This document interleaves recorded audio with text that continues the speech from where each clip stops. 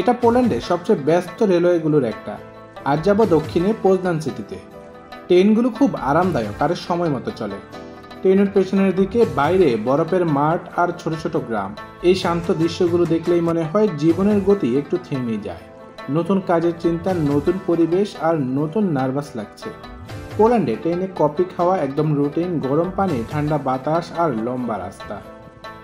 এখন দুপুর, একটু হালকা খাবার খেয়ে নিচ্ছি, স্যান্ডউইচ, আপেল আর একটু পানি।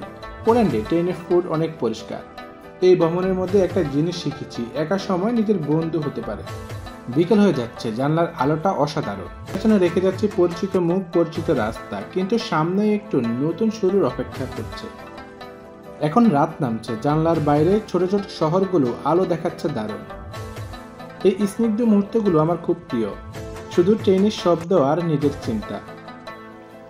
আজ ভাবছি কত দূর চলে এসেছি জীবনে। ছোটবেলায় ট্রেনে উঠলেই মনে হতো অ্যাডভেঞ্চার করতে যাচ্ছি, আজ এই নতুন জীবনে ট্রেনের নতুন পথে নিয়ে যাচ্ছে। ট্রেনের টিকিট কেটে ট্রেন মিস করার পর কি অনুভূতিটা হয়, যার ট্রেন মিস হয় সেই খুব ভালো বুঝে। আজ পোল্যান্ডের একটি শহর থেকে আরেকটি শহরে যাওয়ার সময় একটি কানেক্টিং ট্রেন ছিল, সেখানে আমি আমার পরের ট্রেনটি মিস করে ফেলেছি। প্রথম ট্রেনটি যে লেট করে ছাড়ার কারণে তাদের ইনফরমেশন ডেস্কে যোগাযোগ করলাম, বললো অভিযোগ দিয়ে দেওয়ার জন্য তারা যোগাযোগ করবে।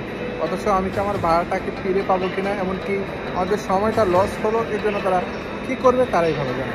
এর মধ্যে বেশ কয়েকটা সময় স্টেশনে বসে থাকতে হয়েছে, আর এই সময়গুলো যেন যেতে চাচ্ছিল না। তাই সেখানে বসে একটু কফি আর একটু নাস্তা সেরে নিলাম। আজকের দিন আমার জীবনের সবচেয়ে বড় একটা অধ্যায়ের পরিবর্তন ছিল। নতুন কাজ, নতুন শহর আর নতুন গল্প। পরের স্টেশনটা যদি বাংলাদেশ হতো, হঠাৎ যদি ঘোষণা আসতো নেক্সট স্টেশন ঢাকা,